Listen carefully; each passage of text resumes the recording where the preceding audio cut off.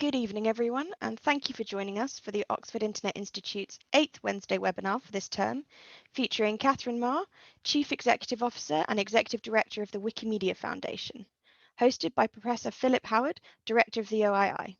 They will be discussing the future of knowledge, governance, sharing and creating knowledge for all. A little housekeeping. We are fortunate to have a varied audience with a wide range of views, and we request that the opinions of others are respected in this space. For your awareness, this event is being recorded and will be posted on our website following their session. You can pose any question using the Q&A tab at any time, and these will be answered towards the end of the talk. Please try to keep questions as concise as possible. The questions will be visible to all attendees and can be upvoted and commented upon, and we will endeavour to follow up on any unanswered queries. Please allow me to introduce Philip and Katherine.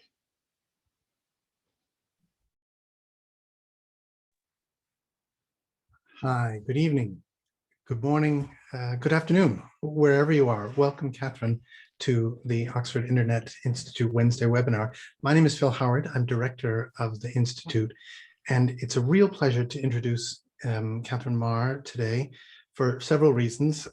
First, and perhaps most relevant for those of us on the webinar together, Katherine Maher has a distinguished record as one of the long-time champions of open access, public information, accessibility to the informational resources that are so important to the modern economy, so important to our cultural lives, and increasingly so important to our identities. I think Katherine's had a special role over the last 5 years because she's been the shepherd of Wikipedia at a time when many of us saw truths and accurate records and public interest as expressed in information under significant attack from multiple angles in multiple countries over many languages.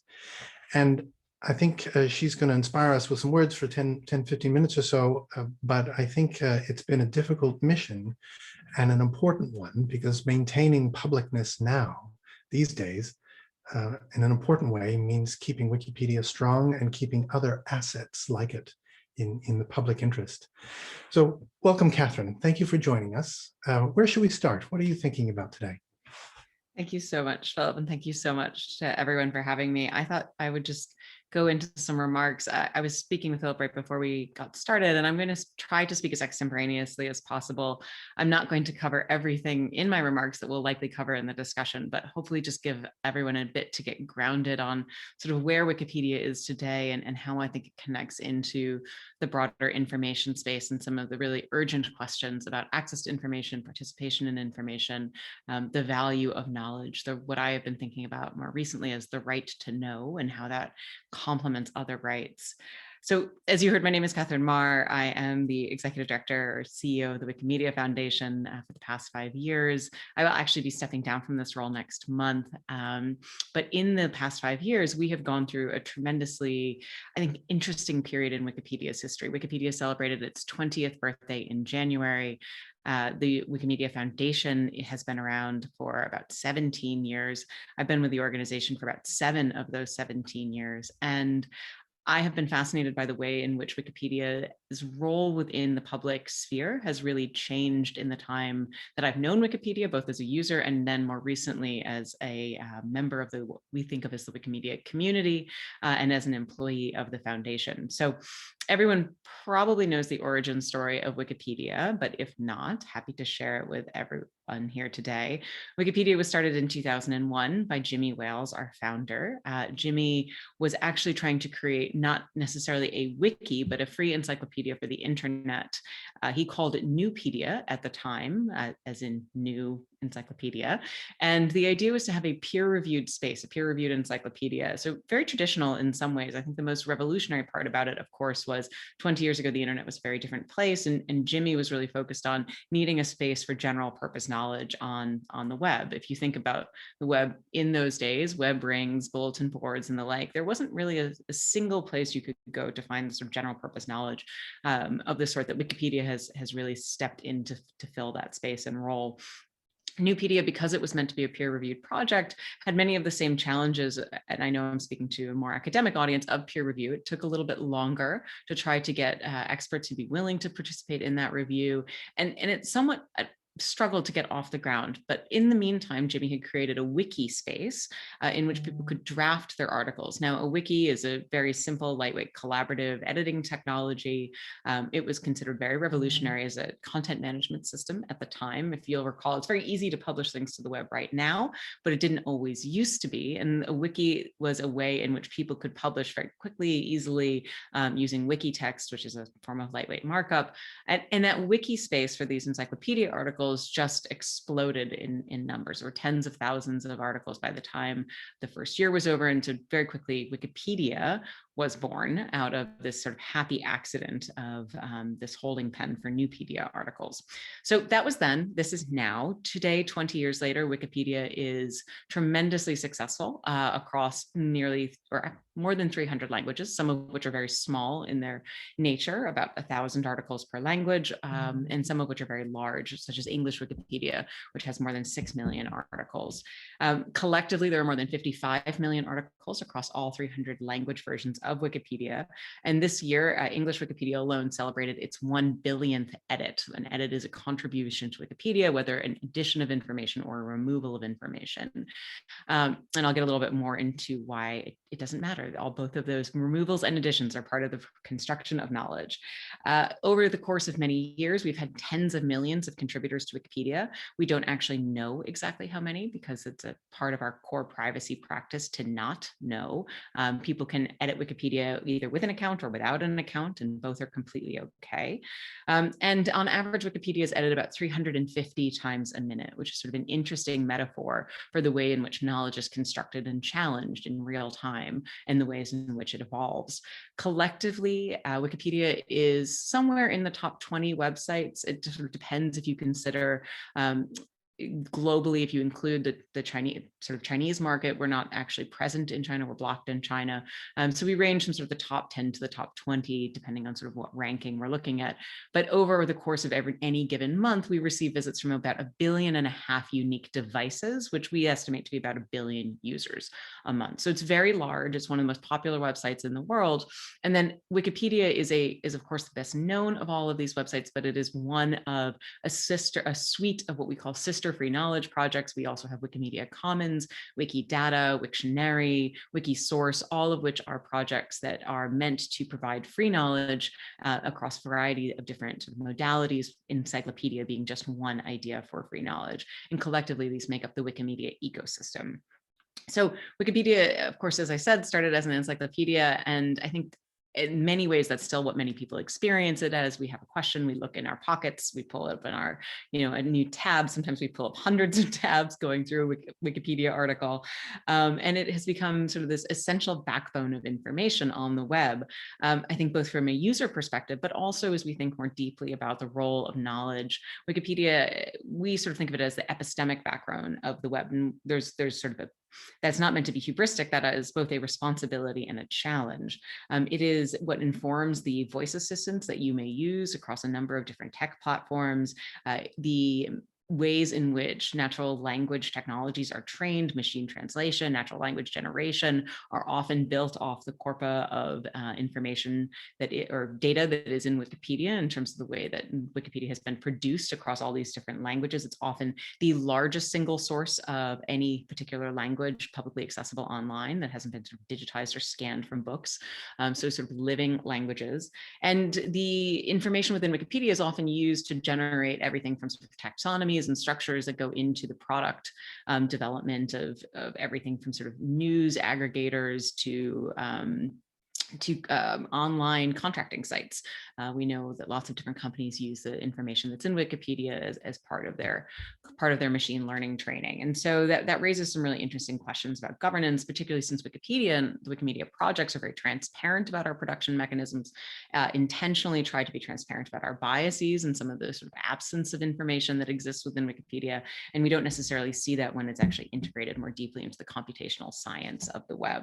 And so that raises some interesting questions that we'll probably talk a little bit more about today. The other piece that is very different about Wikipedia is that it was started as an individual contributor project, which it still is in many ways. Most of the contributions to Wikipedia, the maintenance, the governance of Wikipedia is maintained by individual contributors. But increasingly, we see that the Wikimedia projects are of interest to entities looking to partner in a more institutional fashion. So in the COVID-19 pandemic, we worked with organizations such as the World Health Organization to ensure that not only did we have the best sort of recent data and images and freely licensed images about the COVID-19 pandemic and public health information on Wikipedia in a way that would help the public access that information. It was of great interest to the World Health Organization to be able to use the multilingual sort of nature of Wikipedia's community to be able to get public health information out to an audience that even within the WHO's own multilingual capacity might not be able to be quite as responsive or quite as quick, as well as being such a general public resource for the dissemination of public health information in such a rapid way. So really thinking about it as that 1.5 billion devices every single month, much larger than perhaps the traffic to the WHO site, or increasingly we see this as well with other institutions of science, research, culture, technology, and the like, where a physical institution such as a museum or an archive may have millions of people who walk through the doors over the course of a year, if they're lucky, or hundreds of thousands, and a real sort of interest in participating and collaborating with Wikipedia in introducing their content, their data, their metadata into the Wikimedia projects as a way of really living into their mission and getting more information out there in the world. So Wikipedia, again, sort of we think of it as an encyclopedia and sort of this two-dimensional page that we view on the web or on our mobile phones, but increasingly really forms the epistemic backbone of the web, both from a computational science, but also sort of an access to free information perspective, which is, as I said, raises some responsibilities and challenges. I think that the other piece that I haven't spoken about as much is who makes Wikipedia, which is an interesting question. It is volunteers. You may be a Wikipedian sitting in the audience today. We probably have a few in the audience, simply by virtue of the fact that you've contributed to Wikipedia. You may not identify as a Wikipedian, but if you've ever edited a Wikipedia article, we would certainly consider you one. Wikipedia is written by volunteers, hundreds of thousands of them, as I mentioned, millions, tens of millions over the course of 20 years, but hundreds of thousands on a monthly basis. Just under 300,000 people contribute to Wikipedia every single month across these different 300 languages. There are a subset of highly active people who edit 5 or more times a month. That is about 80,000.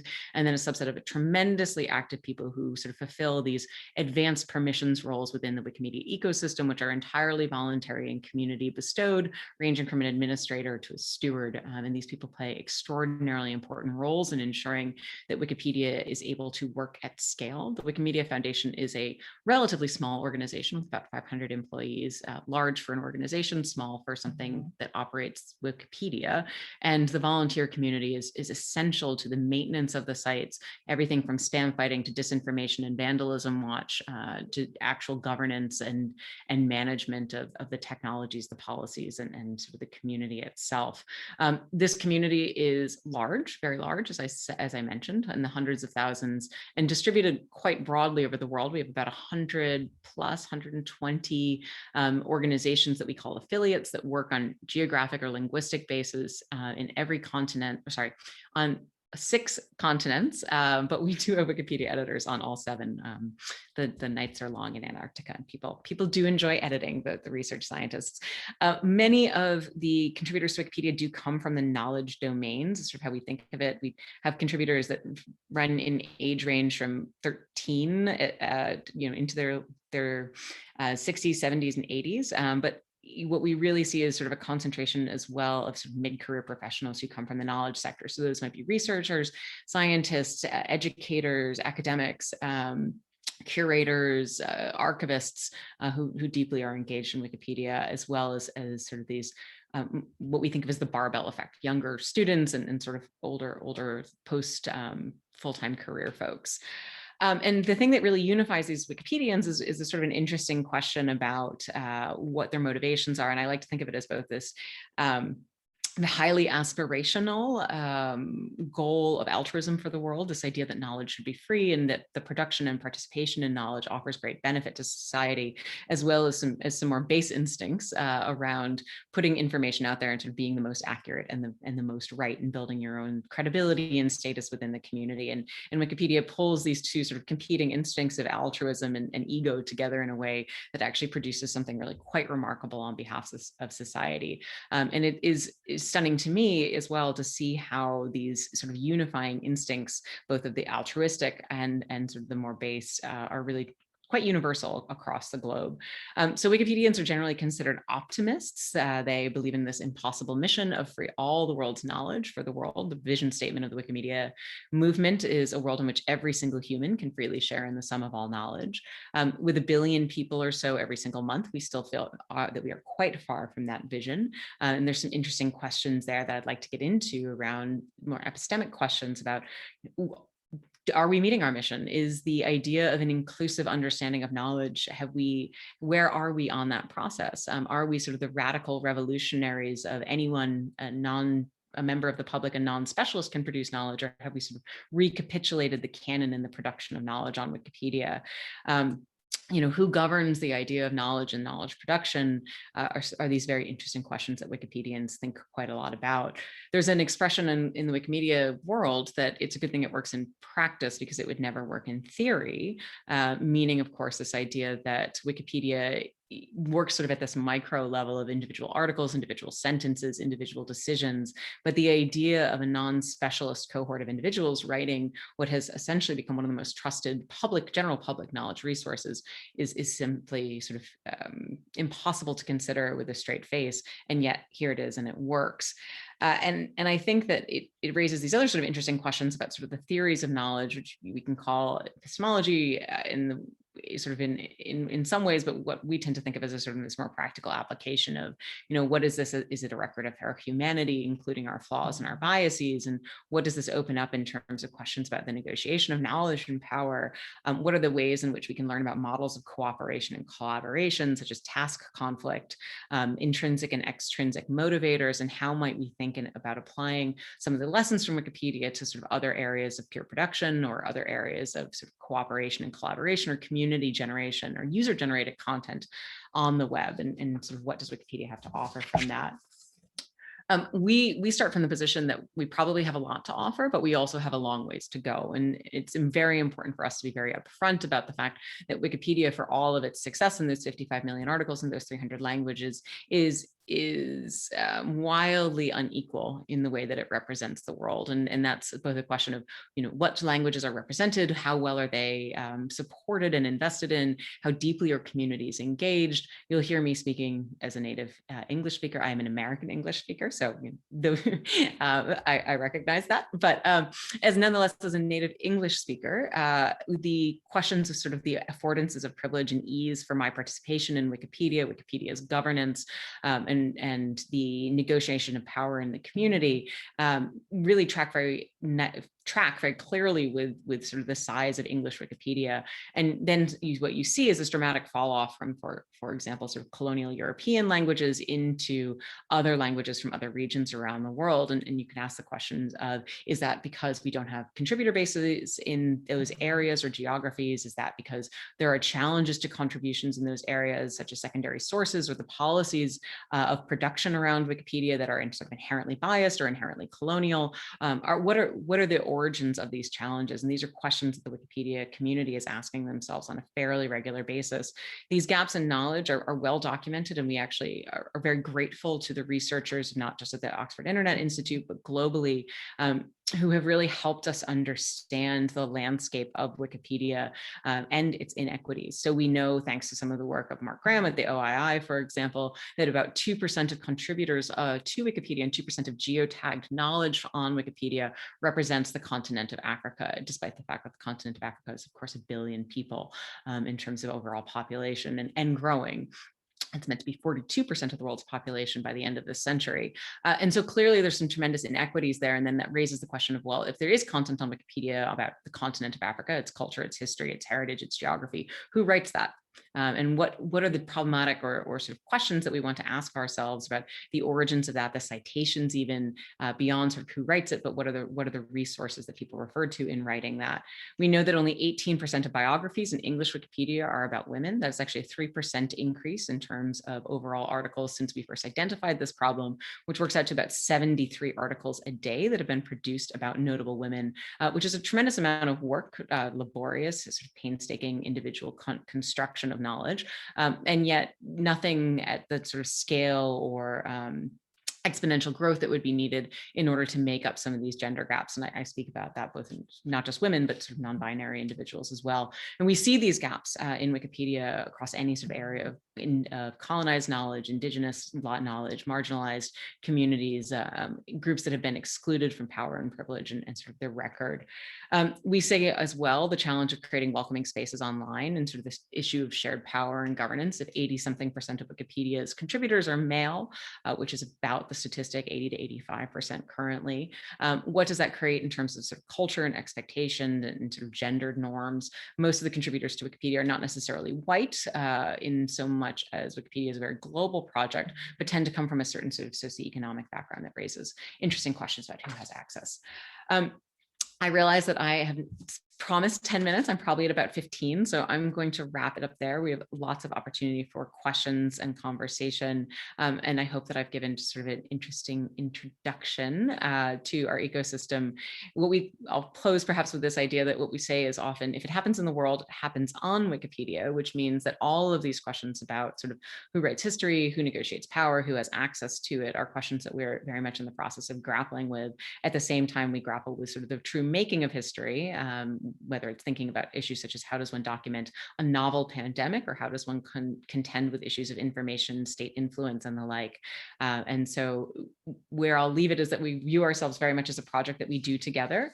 And the answer to some of these challenges is that we need all of your help and participation. And so as we go into these questions, really do think of yourself as part of how we improve Wikipedia, because it truly is an initiative that belongs to all of us, in which we have shared responsibility for what we see and what we don't. So with that, Phil, nice to see you back. Wonderful. Thank you, Katherine. Yes, let me remind everybody to please drop questions in the Q&A, and we'll start moving through them shortly. Let's begin with your closing thought there on the documenting and the archiving and the recording of history.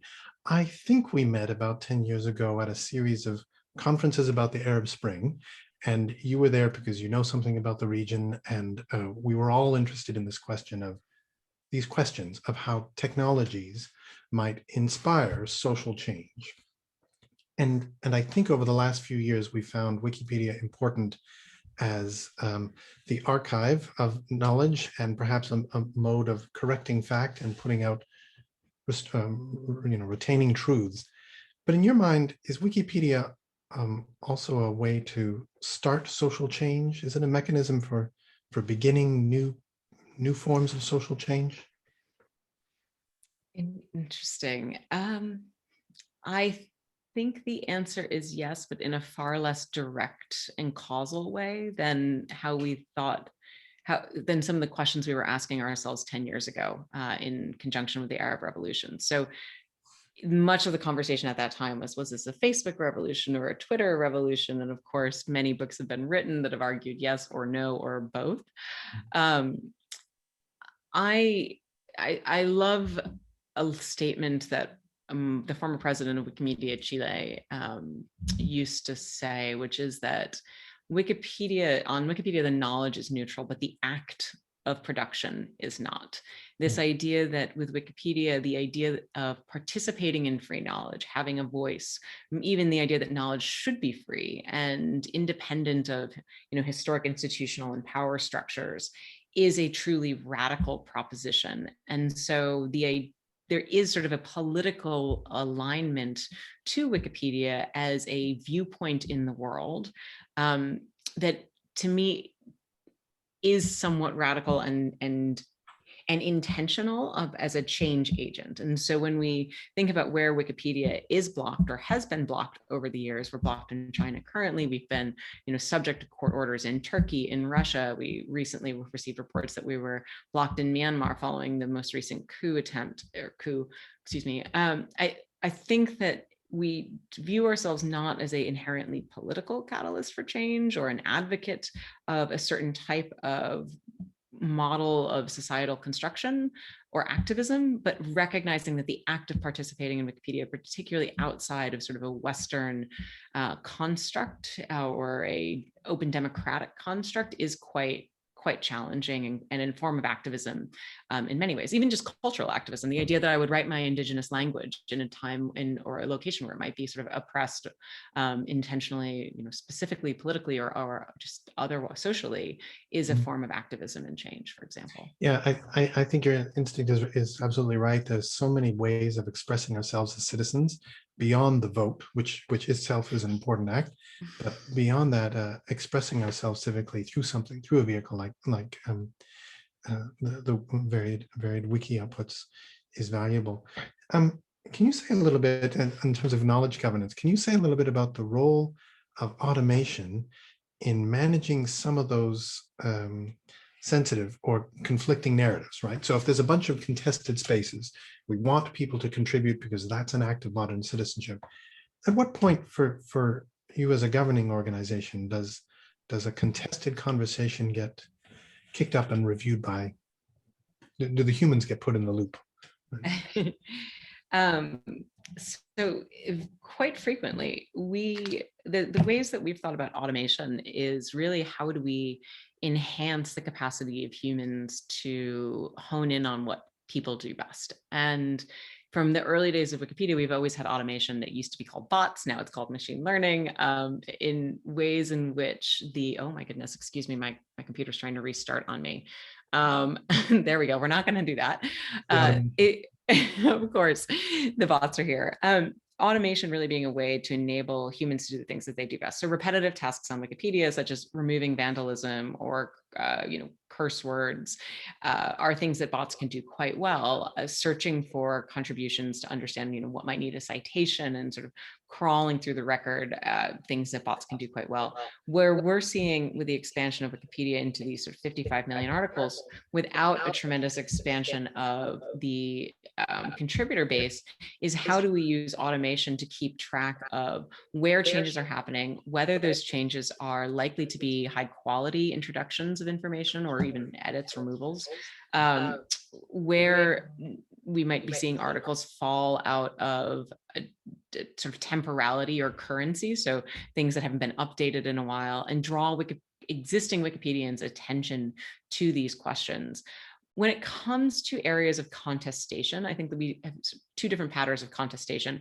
One is an issue that has always been contested, whether that's sort of geographical boundaries or political leadership.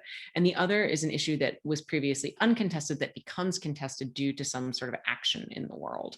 And so you might think of, I don't know that I have an immediate example, but some sort of political activity that occurs, and then you see a topic or an idea. I think in the latest US elections, it was Benford's Law, which is a mathematical rule that looks at sort of the distribution of individual digits, lower number digits, to see whether or not the results of a election are fabricated or not. And it's not terribly relevant to the actual elections, but there was a moment in time in the United States in which opponents of President Joe Biden were utilizing that to try to discredit the election itself.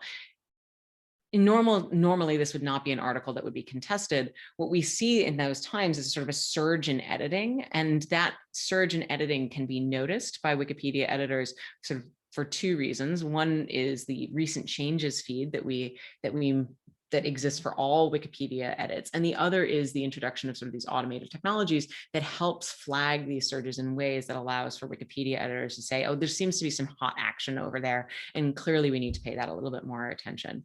On the ones that are sort of perma controversial, they also tend to be perma managed or sort of permanently overseen by editors who are interested in those issue areas and receive notifications and the like every time an edit is made. So automation is really helpful, but mostly for keeping an eye on things. At the end of the day, the decision making and the debate and the determinations and even the management of community up into sort of reprimands and blocks and the like, suspensions of editing, tends to be a very human judgment and assessment. Wonderful. Then perhaps you could guess my next question, which is would you want to see the knowledge governance structures and cultures you've developed ported into social media sites or transferred in some way, or are there lessons that can be extracted for how to do social media content moderation in sensitive ways? I think that there are lessons, but there are some challenges, and I'm still trying to tease this out. And I would love some of the thinking of the folks at OII or others in the audience. I have increasingly been thinking of Wikipedia as a purpose platform, and you have some of these other social sites that are really sort of expression platforms. And the idea of Wikipedia is that you have a construct that participation in the community is all about developing that construct of the encyclopedia. And so we talk about, is it about building the encyclopedia, in which case an action is good faith, or is it harmful to the encyclopedia, in which case an action is bad faith? And within that space, there's room for all sorts of discussion around policies, around behaviors, expectations, codes of conduct, it's, notability requirements and the like, that enable us to really focus the pressures, the competition, even the disagreement in that sort of area of task conflict.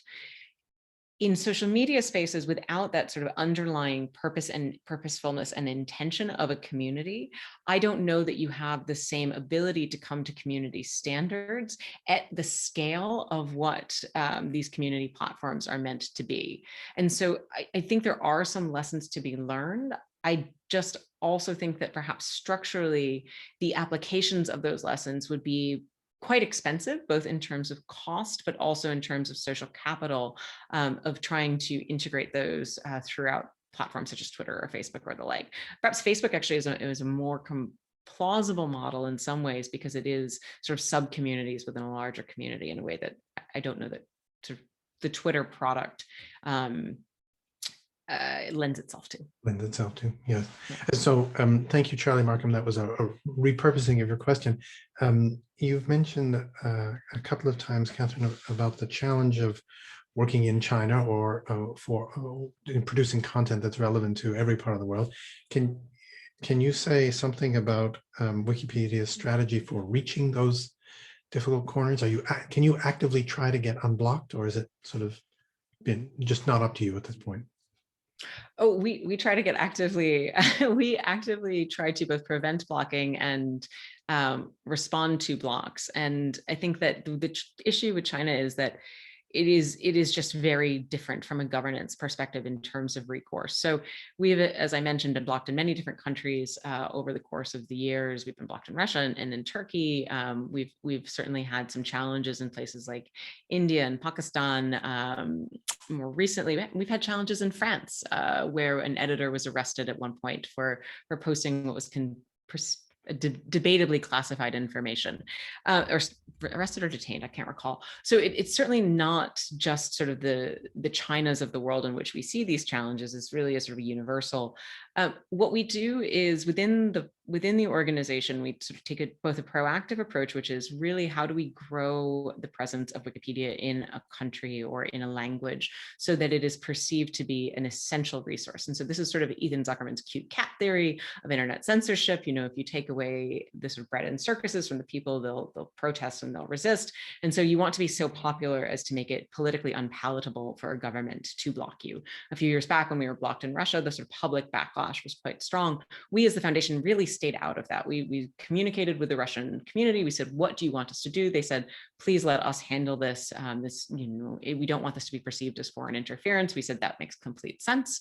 We really respect that. We'll follow your lead. And sure enough, the sort of public response to the attempt to block Wikipedia due to a dispute over content about drug marijuana was unsuccessful, and the block was sort of rolled back, and we were successful and we prevailed in court. In Turkey, where Wikipedia is popular but not quite as popular, perhaps, we were blocked about 2.5, 3 years ago, and we actually had to fight that case all the way up to the Turkish Constitutional Court. So our first strategy is always to be proactive and build that public support and really think about how do we work with our local communities on the ground who have a much better political insight, appetite, understanding of the dynamics. And then our second action is to follow whatever recourse might be available to us through judicial or legislative or other means by working really openly with those systems. China is an unusual example because those systems just simply aren't available in the same way. Fascinating. Yeah, there's so many ways that your work can become geopolitical. Right? Are there ways that, have you ever noticed political actors trying to communicate to each other, through the edits or through the positioning? Maybe it's just indirect communication, but it is a social platform, right? Is it a way of coordinating actors? It's an interesting question, and I would not say no. I don't know that I have noticed sort of in political actors, as in state-sponsored actors, seeking communication through the platform. I do know that we are aware of state-sponsored actors working on behalf of sort of public narratives on the platform, and not just state-sponsored. I mean, this is the whole question about disinformation right now. Is the issue state sponsorship, or is it simple? Is it public? Non-state actors, including sort of political parties or individual movements that are perpetuating issues of disinformation, or what we think of as integrity issues. We have certainly seen efforts in many countries to have sort of nationalistic Wikipedia editing approaches. I've mentioned Russia, that's one place. We've seen this. There's reports that of state-sponsored editors from within China. I have seen accusations, and I don't know how accurate they are, of this being true in our Hebrew and Arabic Wikipedias, unsurprisingly. And so we certainly see the effort to influence.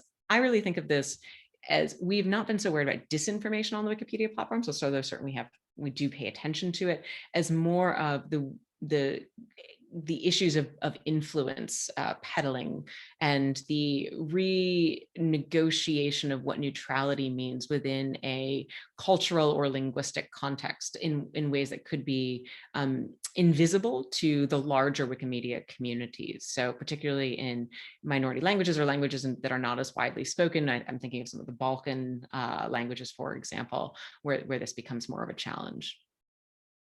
Wonderful, thank you. I think that speaks to one of the anonymous questions about what you do when a government is trying to manage its reputation online. One of my favorite Twitter accounts is an account that tweets out whenever an edit is made from a Canadian parliamentary IP address, and you follow the links to what they're editing, and most of the time it's not related to Canadian politics, but there are interesting ways you can check to see how governments are managing their own reputations online. That's right. And there was a similar bot for a while for the US Congress. There's a similar bot for the Kremlin. I don't know the status of whether those are all maintained, but one thing I learned in my first year at the Wikimedia Foundation is that our Wikipedians have no qualms about blocking entire IP ranges. And in the first year I was there, they blocked all of the US Congress for continued vandalism, which I appreciate. I think that that's exactly sort of the open model of knowledge construction, is that there is no IP range above rebuke. Rebuke. Then let's talk about massive projects to either shape Wikipedia or develop alternatives, right? Does so you've got these noble values about the openness and publicness of knowledge, and clearly when people feel Wikipedia isn't allowing them to express themselves, they will start rival organizations or usually I think more politically focused, narrowly conceived efforts to alt wikis. How do you manage, I guess, your relationship with those organizations? I assume you don't have much of one, but maintaining your own identity. This is almost a branding question, right? How do you maintain your own identity, keep up the value of open knowledge, but also try to maintain quality control in what you're providing your users? Yes, I think the biggest brand challenge for us over the course of the last decade was really WikiLeaks, for which the general response of the community was, "It's not even a wiki." But it's true. I mean, we've seen this. Certainly, there's Conservapedia, which is an effort to by primarily the U.S. Conservative community, politically conservative community, to write Wikipedia-like articles from a more conservative perspective. I mentioned Russia earlier, tried to launch sort of a Russian version of Wikipedia, certainly in China. Part of the reason Wikipedia has not really gained the public traction is because there are competitors that are far more aligned with sort of the dominant state narratives. Historically, our approach to this has been to keep an eye on these sorts of challengers and understand if they represent a need that is unmet. At the same time, because most of these challenges are very explicit in their intentional desire to introduce a bias of some sort, whether it is, it's up to you to determine how you feel about that bias. Wikipedia has really differentiated itself by saying our intention is to be neutral. Now, there are questions about from whence does neutrality spring, and neutral in whose eyes, but that's really where we try. And you mentioned the word truth earlier.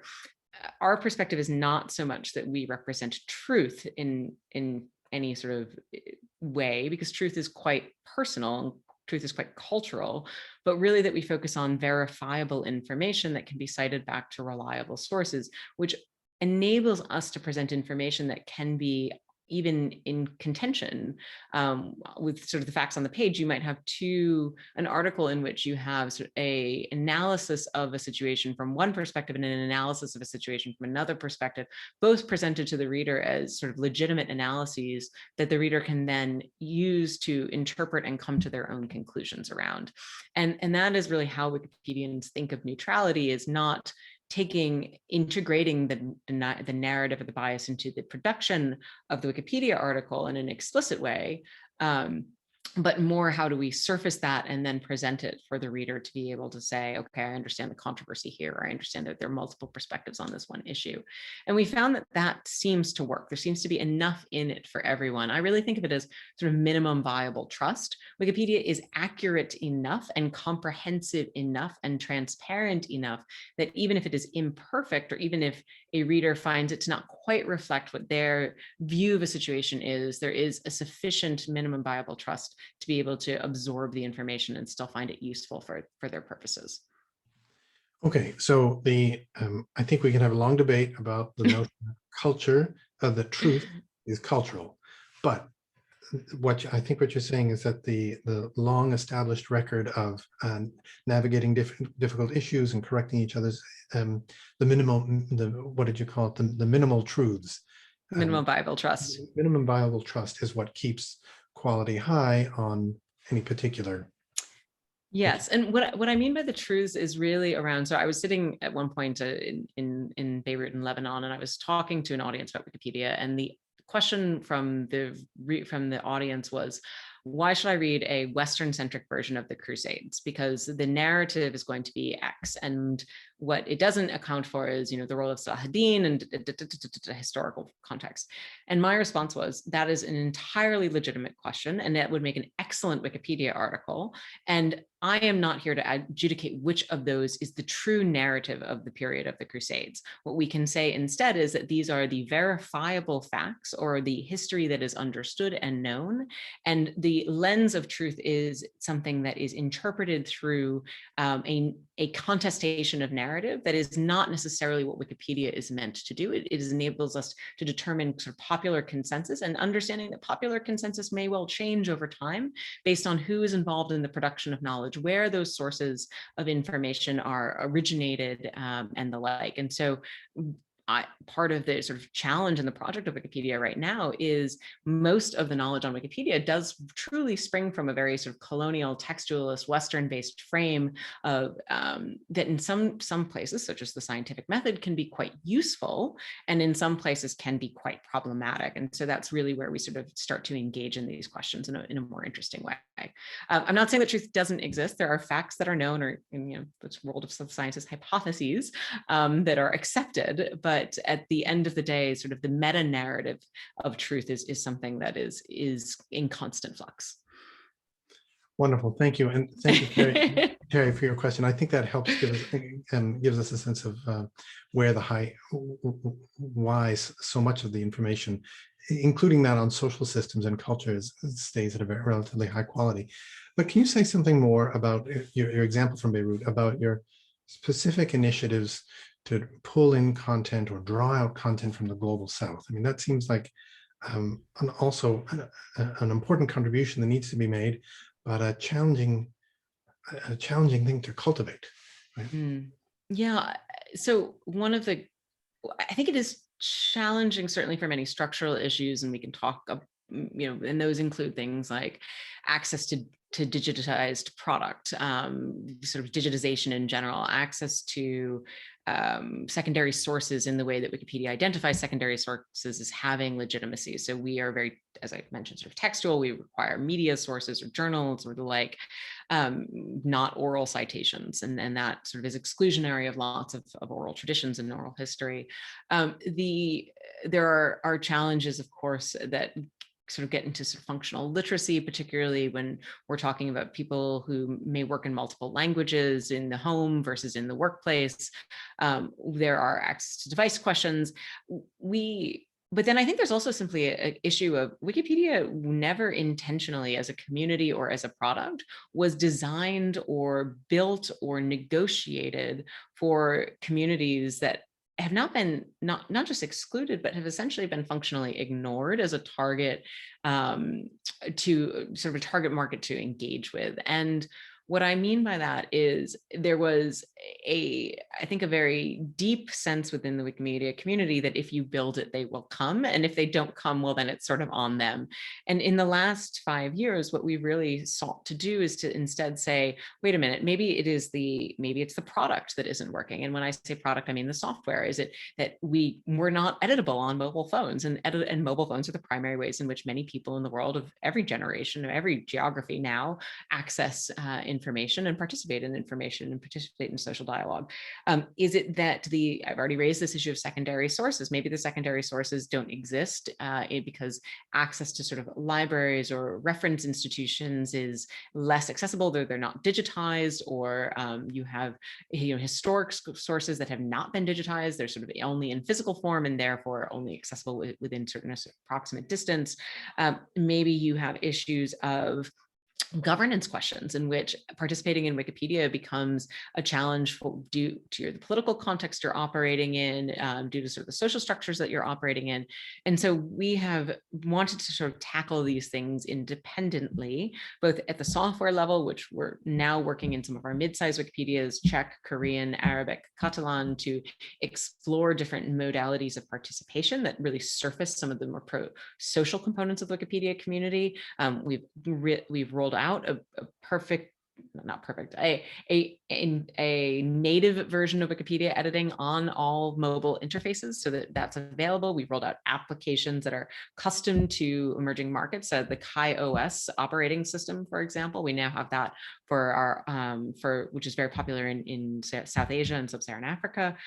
We've been looking at the community needs and community structures around capacity building and support that are unique to the communities that we have not previously served. So one of the obvious things that was a necessary change is historically we funded and supported community members only when they had sort of a certain track record of contribution to Wikipedia, numbers of edits, for example. Well, if you're a community member, and this is an example one of our Ghanaian community members gave us, who spends most of your time organizing people to participate in Wikipedia, and perhaps you do an edit-a-thon once a month at the local university library where the internet access is high and you can borrow laptops and the like, you're never going to have those contribution numbers that are equivalent to somebody who's sitting in Germany. And so we need to understand different models of contribution have value.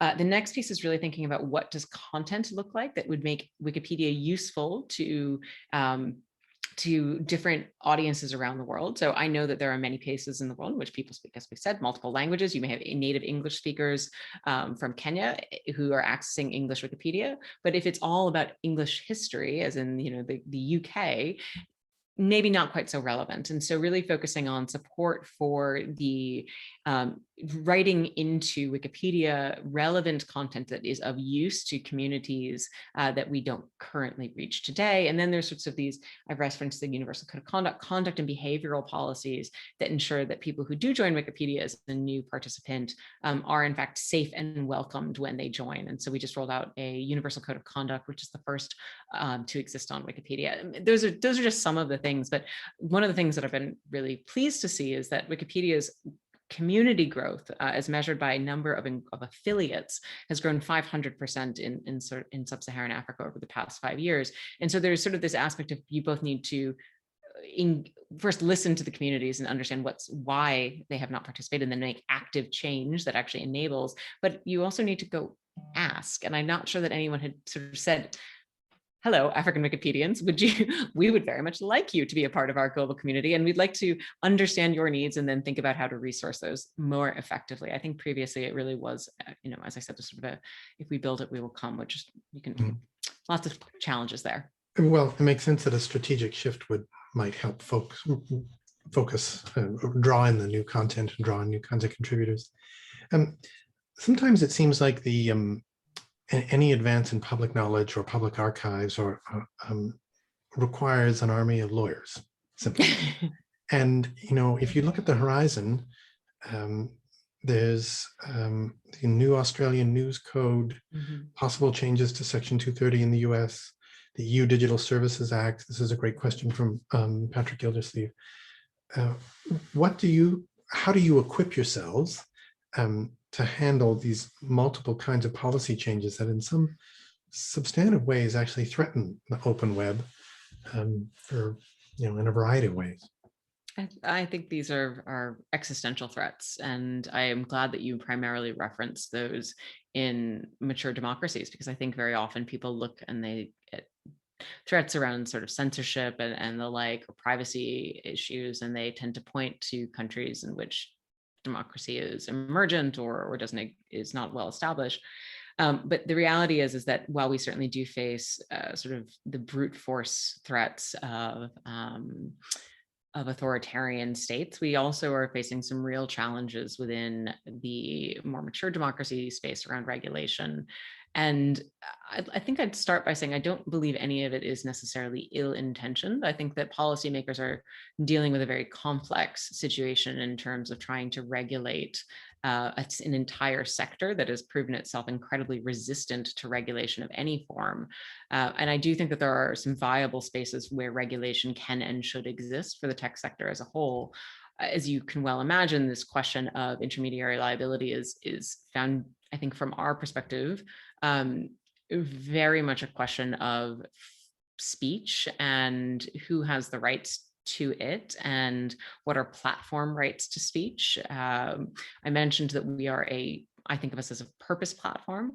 It is part of our right to speech as a US incorporated institution in the United States in the sort of framework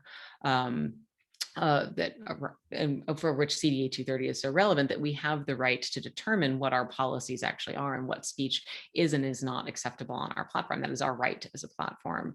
And there's some interesting questions about should that right change through reforms to CDA 230 or changes to CDA 230, whether that would force a compulsion against our right to speech, where we would need to host certain types of content. Again, this is more relevant, I think, for social sites than it is for Wikipedia, but certainly one of the challenges that we recognize, whether it was in the recent sort of EU copyright reform efforts about 2 years back, or potentially in this intermediary liability questions, whether it's DSA or CDA 230 in the United States, is that any regulation for incumbents does have challenging effects for emergent platforms that are perhaps smaller with new business models, perhaps stifles the production or the emergence of new business models.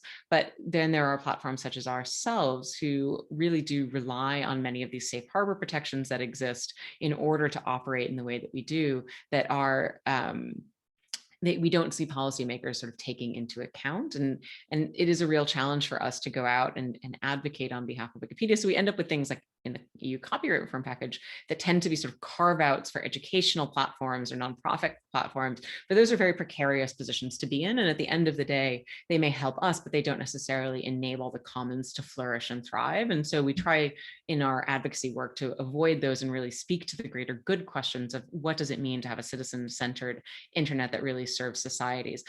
Sorry, I know that we're probably at time, so I'll say one last thing. I think one of the things that I often talk about when we talk about what are the lessons that platforms can learn about regulation and content moderation is really think about when you build tools, policies, infrastructure, what are the communal outcomes as opposed to the individual outcomes? So platforms tend to build for users, the user.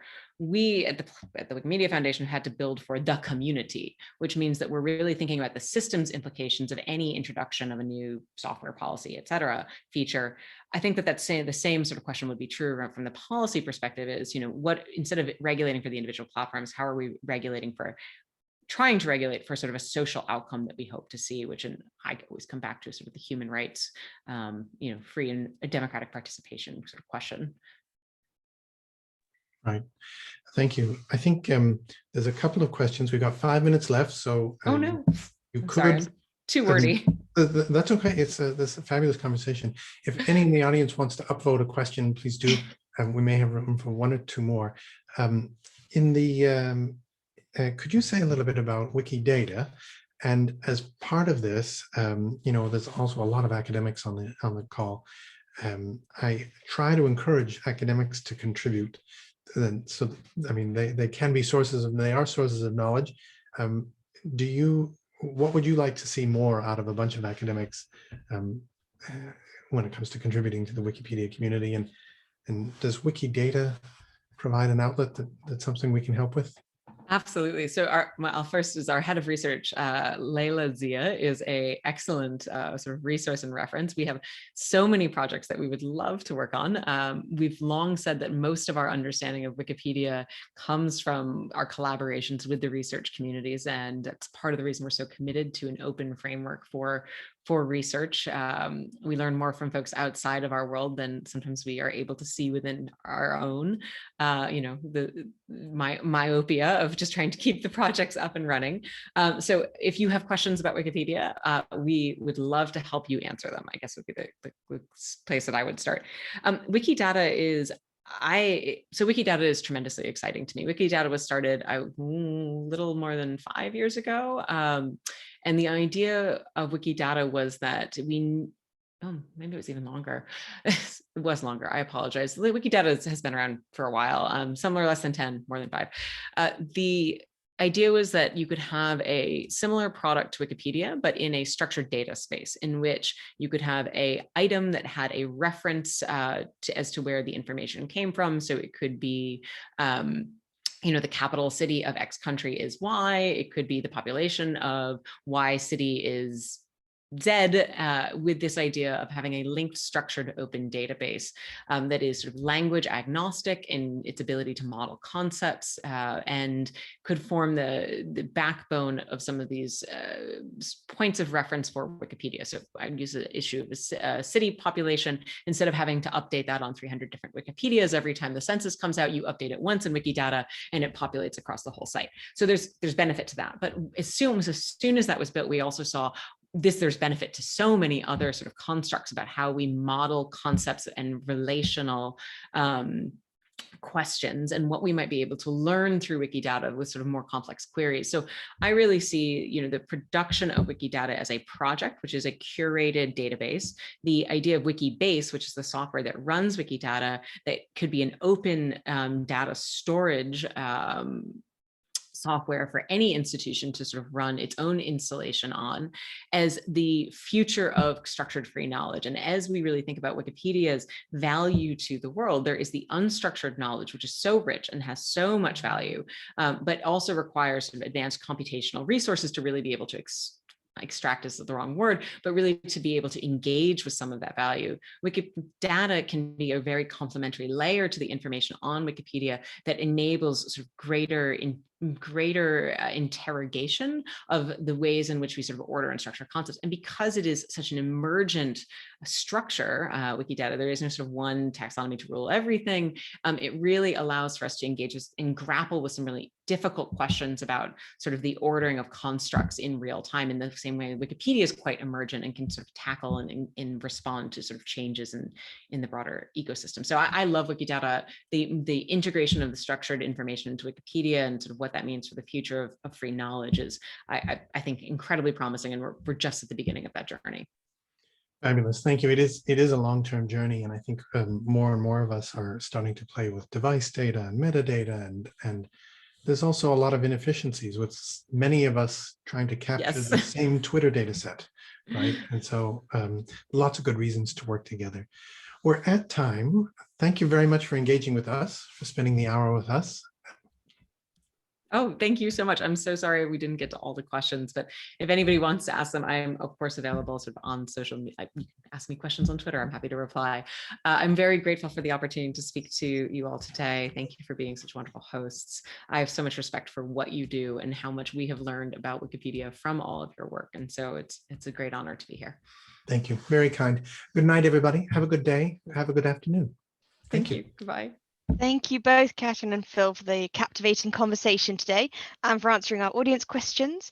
And thank you also to our audience for attending. You'll receive a follow-up email in due course with a link to the recording from the event.